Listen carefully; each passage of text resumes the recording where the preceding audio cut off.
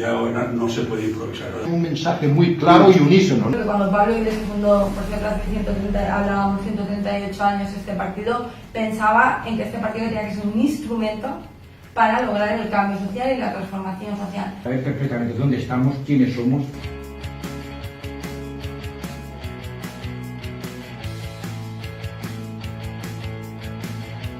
Nosotros debemos atraer a toda, que es una inmensa mayoría de gente de 25 años para abajo. Una mayor permeabilización entre la organización juvenil y el partido. Escuelas de partido que estemos aprendiendo desde la historia del partido hasta renovar conceptos políticos. Dar un salto hacia otro tipo de medios de mensaje y otro tipo de manera de llegar a la gente. Gente que pueda llegar a la gente, a la ciudadanía, a hacer las cosas bien.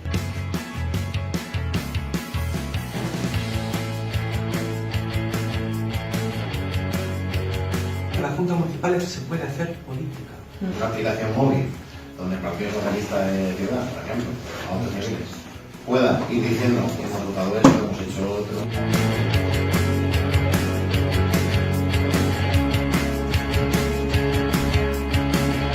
Una sectorización real, ¿no? La biblioteca, o por lo menos una vez a la semana, obligadamente abierta. Hay tanto trabajo por hacer que es lo suficientemente grande para que todos tengamos faena y curro.